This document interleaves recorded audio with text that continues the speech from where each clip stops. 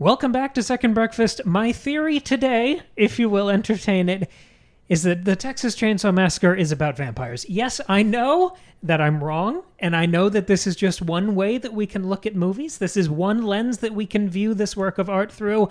But I love this movie. I've seen it a million times. We've already done an episode on it.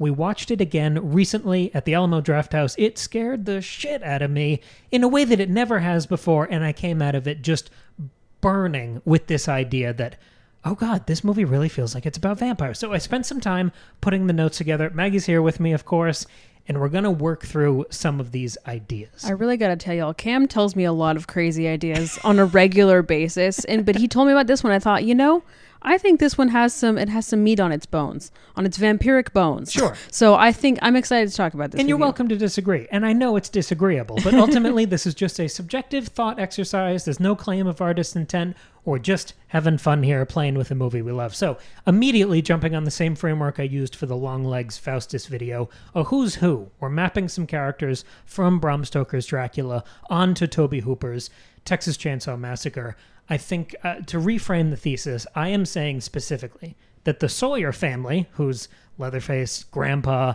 the old man, the hitchhiker, all of those fun dudes, I'm saying the Sawyer family is Dracula and his familiars.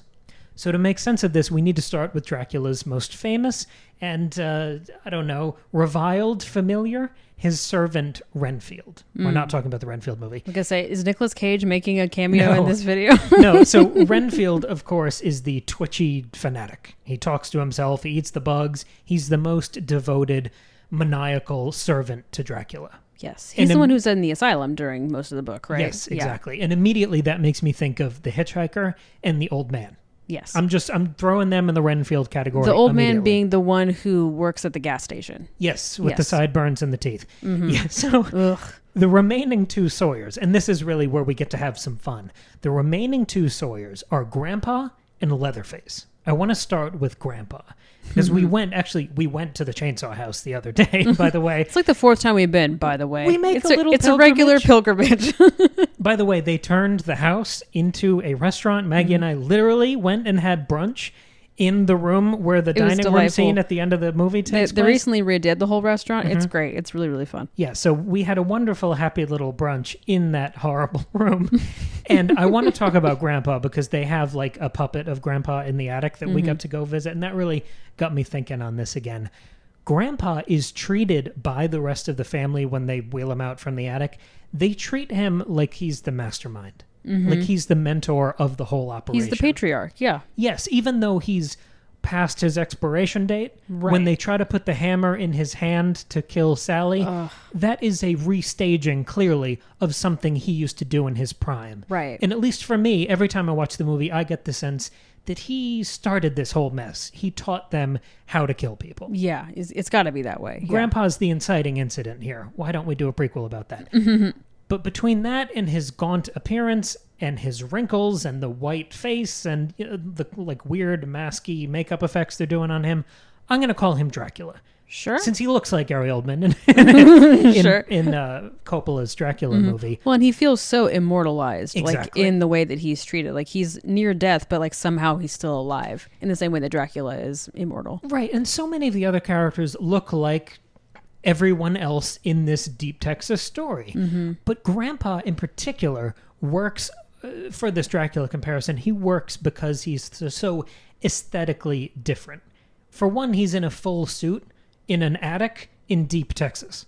But yes, it's also the immortality. Those things are both kind of anachronistic for the setting that we're playing in. Yeah. But the other wrinkle is that comparing him back to Bram Stoker's Dracula, both characters are old and ancient and from another time, but the Dracula that we know from Bram Stoker, he's old, but he's not feeble. No. And Grandpa, as we see him in Tobe Hooper's Texas Chainsaw Massacre, is pathetic. He's past his prime. He's barely holding on. And this is where I think we differentiate this European story from the American counterpart, the Texas Chainsaw Massacre. Because Grandpa's age and infirmity, is that a word? For Sure. me, that's where we start to evoke Westerns. And I'm reminded of most of the great westerns being about a turnover between civilizations, between distinct eras of American history, where there's this existential dread of losing the good old days, turning the keys over to the new generation. I see, yeah. We have that here in the marked difference between Grandpa and the rest of the family. They're clearly of another generation. He's past his prime. There's some of that American existentialism there, chasing the American dream, trying to hold on to it as it slips through your fingers. It's got all of that. Yeah. Well, and you've got your hippies who are like pushing against the norm and the status quo and the old America and going into this new age, right? Exactly. And I think in the same way, Dracula can be read with this backdrop of industrialization, right? You've got Dracula dragging around coffins full of dirt, but meanwhile, the industrialized world is like spinning up behind him. Yeah, I mean, it's the book is from the end of the 19th century. Like, it is like a crucial turning point in Western history. Exactly. And we're recasting those tensions with hippies. It's beautiful, but it's such a perfect shorthand because it captures those generational divides. It captures those class conflicts. If you imagine the way the hippies, as they get deeper and deeper on their journey and the van finally gets to the house, their discomfort with the Sawyer family, their way of life, their class status, their seeming poverty, it reminds me of when Jonathan Harker gets to Castle Dracula, his discomfort with the massive difference in wealth and class and generation, it's flipped. Right. Tobe He's Hooper, in the other direction. He's flipping the class divide, but digging deeper into those underlying resentments. Because you see, maybe not for Grandpa because he's sort of out to pasture there, but you definitely see with the old man how much he resents the hippies. You see the people at the gas station resent the hippies. Every time this movie is remade, there's that tension. Yeah, and that suspicion. Yeah. Every time this movie's homaged, you jump on the resentments in the difference in class. I'm thinking of The Strangers Chapter 1 a couple months ago, where the whole thing is they have to go to this town and they're the rich cosmopolitan city folk. Yes. And everyone else is this poor small town and they hate the out-of-town rich people. Like, that shorthand, I think, started and was done so effectively and subtly in Texas Chainsaw Massacre. But it echoes things that are right there in Dracula, too. And this is where I want to pull to the specific thing I think we're sort of accordioning out from Dracula. And it's a character who I've always been fascinated by in that Dracula story, who barely gets any screen time. And of course, I'm talking about Quincey Morris. The cowboy. Exactly, the cowboy. He is the least explored principal character. So he's on the team of the good guys who are going up against Dracula. But this is an epistolary novel, Dracula. It's all told through these letters and journal entries, and he doesn't have one of those. So he's on the team, but we don't get any narrative insight to him the way we do most of the other characters. Right, he's not a POV character. He's always a supporting character, but I've always found him so interesting. And I'm realizing after watching Chainsaw that if you choose to view it in this vampiric sort of lens, that this is where we're playing with that archetype. Because technically, Quincey Morris is a young cowboy gunslinger who's wealthy and from Texas. So all of those elements are sort of sprinkled through our hippies here. We get the wealth difference. We get the generational difference. We get the class difference. And we get the Texas influence. I like it. And tellingly, because of course in the original Dracula novel, all of these people can team up and ultimately beat Dracula and become, successful. They win, they save the day. Not really how it happens in Chainsaw. One of them escapes, but the rest of them get murked pretty hard. Right. And that's because in mapping these characters between Chainsaw and Dracula, none of the other hippies really map onto the other characters. There's no wise, intuitive Dr. Seward. There's no Gandalf, mentor, guide, Dr. Van Helsing character. There's no one useful. The hippies are just, even the central couple, if you're looking at the couple in Mina Dracula. and Harker, like, where are they here? There is a couple in amidst the hippies. It's the first two who die, right? Yeah, exactly. They fall apart immediately. And I don't even know their names because they die so early. Exactly. I think it's Pam and something. Yeah, They're killed with almost no fanfare. Yeah. Like, the difference here is that these hippies go in totally unprepared, and that's why they all die almost immediately. Sure. Except Sally, who barely survives. So that's the character mapping. But you'll notice that I've left out one very important and iconic character here, and that's Leatherface. Yes. So I think you could say, if I'm making sense of everyone who's not Grandpa by just calling them Renfield, I think you could say that Leatherface is just another Renfield. But that works, I think, as an inversion of the Bram Stoker version here, because the classic setup in Dracula is that Dracula is capable, and his servants, led by Renfield, are all pretty pathetic. Yeah. The difference here is that Grandpa, who's the Dracula character, he's pathetic, and his family members are all of these horrifyingly capable, kidnapping, murdering, chainsaw-wielding Renfields. Sure, so it's another inversion. Yeah. Exactly. Okay. So it's the servants who are capable, and the master, I guess, who is pathetic. But I don't think that fully explains Leatherface, because yes, he is scary, he's got the mask, he's got the chainsaw, but there's something, he speaks to something else in Renfield. When you see him initially in the asylum, through Dr. Seward's eyes, which are very sympathetic, of course. He's trying to treat a patient, and he's this weird guy who's eating bugs and talking to the walls. There's a sympathy there. And you feel little pangs of sympathy for Leatherface. He makes these noises that speak to a fear or a certain limitation sometimes. There's an inexplicable, unexplained quality to him that reminds me of that early sympathetic part of Renfield. But there's something else at play, too. When Sally is finally captured by the family and you see how the family treats each other, when they're not pretending for the outside world, the way they interact with each other is really nasty.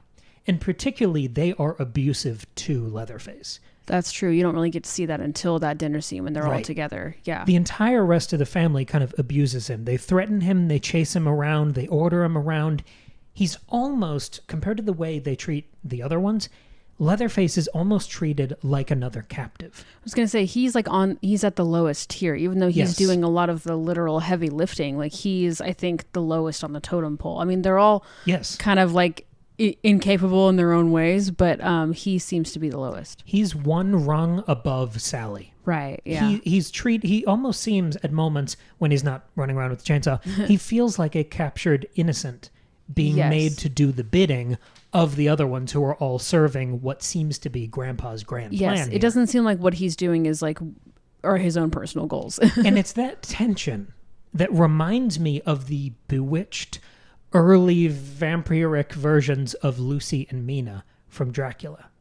Because if we have a spectrum of these characters, if you go from the ones who are freshly bitten to the ones who are the hardcore, mindless, true believers, the scariest part of Dracula is watching our characters, like Mina and Lucy, be stolen and bitten by Dracula, and watching them turn into basically Renfield. Yes.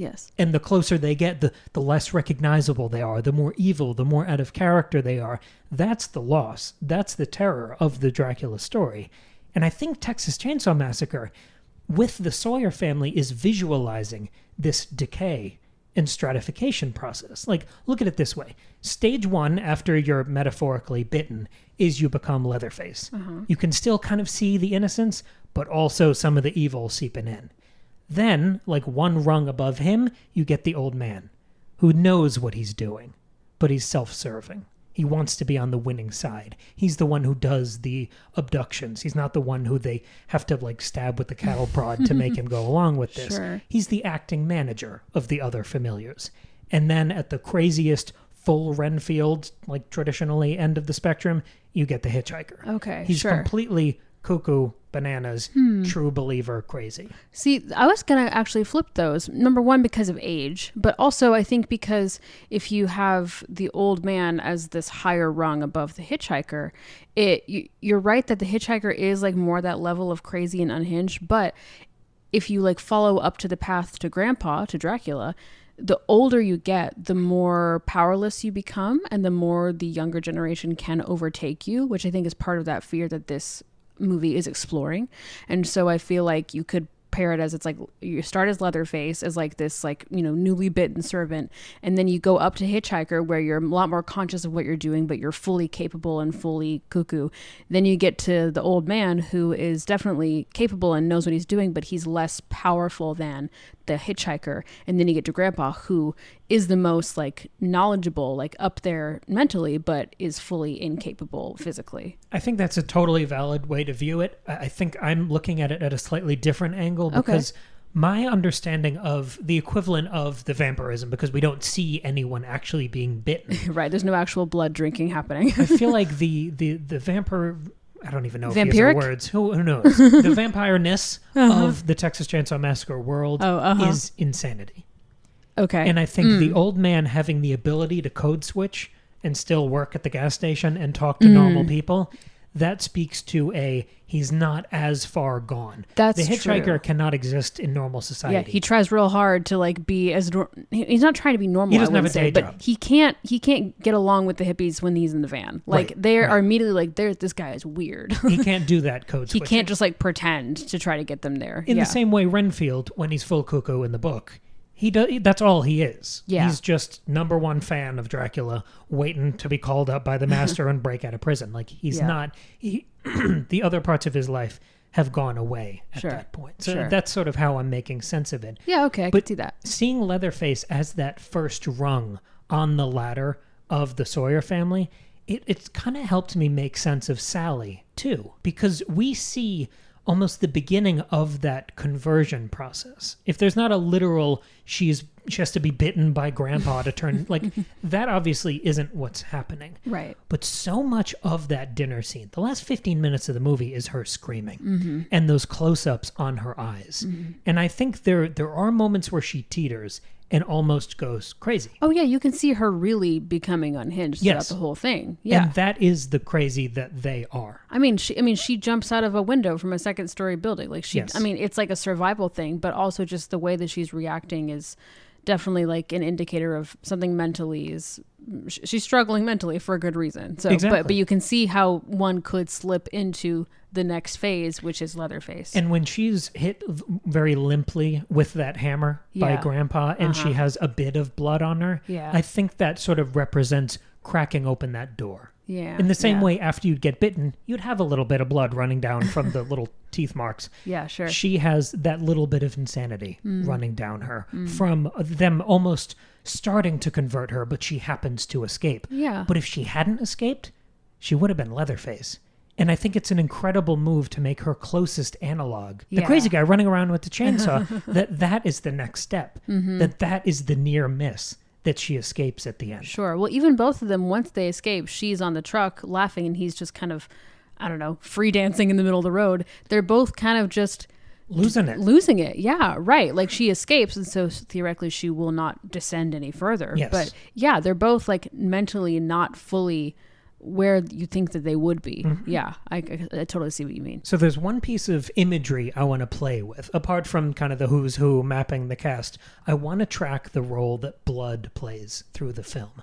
I think that's the best way to make sense of this kind of vampire thing. Absolutely. Because this is what sparked this sort of idea, this way of looking at the movie for me, was noticing how much of a role blood plays in the movie, but never during the violence. Yes. So I wanted to track that sort of from the beginning, because once the hitchhiker is in the van, one of the first scenes of the movie, he cuts himself. But the blood isn't really treated as a jump scare, like the first sight of blood usually is in a slasher movie. Right. He treats it as more of a fascination, in the same way a vampire might. I think that's what pricked my interest here. And then he cuts Franklin. And that gives us the first moment of Sawyer family insanity. We see his reaction to that, the obsession, the fascination with blood and procuring other people's blood. It almost feels ritualistic. Like it's not just a crazy guy who's violent. There's something deeper going on. And that sort of trademark moment of blood provoking the first glimpse behind the curtain reminds me of Dracula. Because when Jonathan Harker, Dracula appears suddenly in the doorway and Harker's trying to shave and he slips because he's a little freaked out and he cuts himself shaving, that's the first moment of vampire crazy you see from Dracula. Okay. Because suddenly there's blood and, he's like a shark going nuts. So it's interesting that blood marks the first kind of feint in the direction of who the true villains are. But in both circumstances, it's not treated as part of, we're showing how violent this circumstance was. It's treated as this sort of precious resource, this fascination. it almost feels like that gold glow in the briefcase in Pulp Fiction.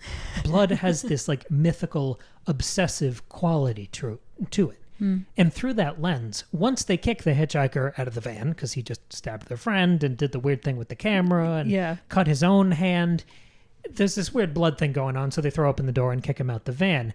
And then he like drags his arm along the side of the van and marks it with his blood. And looking at it through a what if these guys were vampires lens, that feels like, here's a Texas reference for you, that feels like throwing up a Buc-ee's sign on the highway.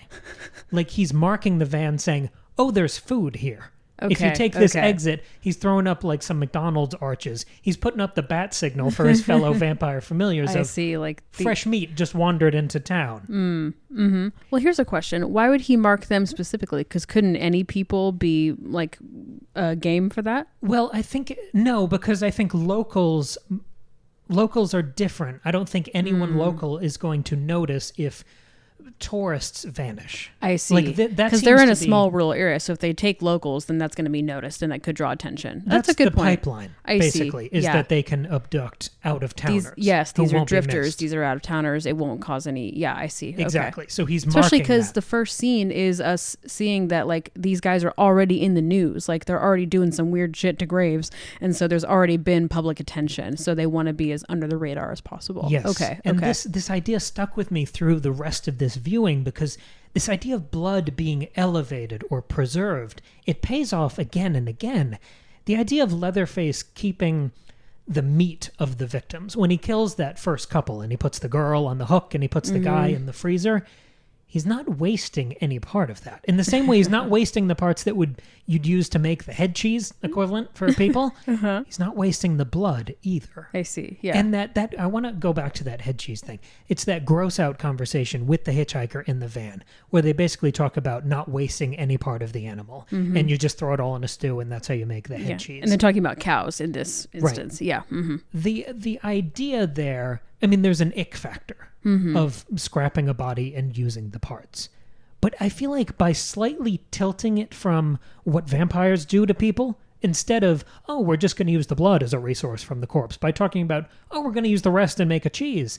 Like it throws it into just enough of a new light that you almost... It feels like you're learning about vampires for the first time, and you clock the ick factor that we've all sort of grown used to. Like it's weird to source anything, salvage anything from a corpse. It's weird. Sure. It's equally gross to do the head cheese thing as it is to do the blood thing. Right. Well, and then it kind of grounds the vampireness of it all, because a vampire feels so supernatural and outside of us. But when you like say, oh, we kind of do the same thing to cows, it's really alarming. That's what the Chainsaw, just the movie on its own, is doing, making you think about the consumption of meat.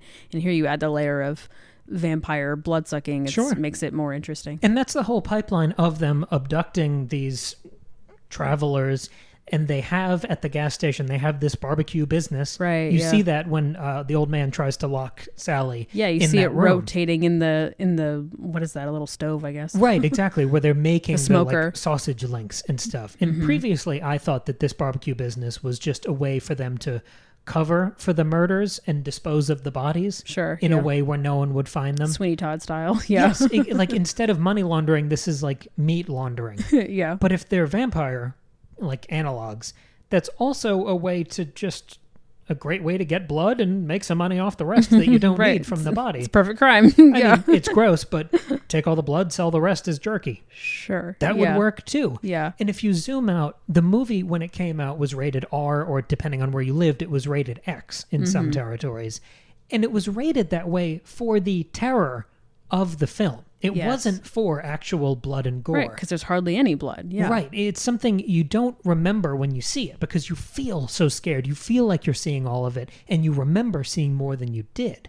And previously, I'd always chalked this up to just a really good movie. Like this restraint is an impressive sleight of hand creative choice. Right. Also like budget, Of know, course. and we know this is made for a tiny scrappy budget. So it makes sense. You save on fake blood and special effects.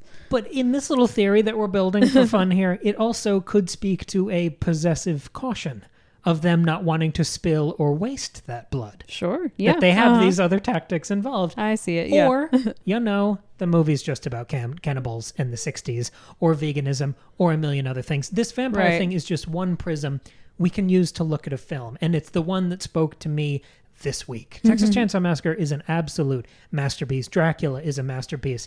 And I think the mission of this show that we've done 405 episodes of is to learn from our favorite works of art. And I don't think I'll ever stop studying, analyzing, or learning from Texas Chainsaw Massacre or Dracula. And I think looking at it through this prism, it kind of opened up a movie to me that I thought I was almost a master of. And seeing it on the big screen kind of humbled me again. So this is my theory. I hope you got something from it. I certainly did. I really like it. I find it really interesting. I'd only heard the bits and pieces of it before you put it all together for this. I just heard because you started with talking about the marking of the van and the few instances of blood and what those could mean, and thought, that's an interesting idea. So I'm glad you chased it and built it into this. I think it's pretty cool. Yeah. And what do you think? Yes, not me, you, the audience. How have you looked through Texas Chainsaw Massacre? What lens have you looked at it through? How have you understood it? Is it a metaphor for something? Is it representational of something? Does it evoke different genres for you? We couldn't love this movie more. If you want even more Chainsaw stuff from us, we've done an episode on the movie. The original Texas Chainsaw. We recorded part of it on location at the because house. we slept, we stayed the night.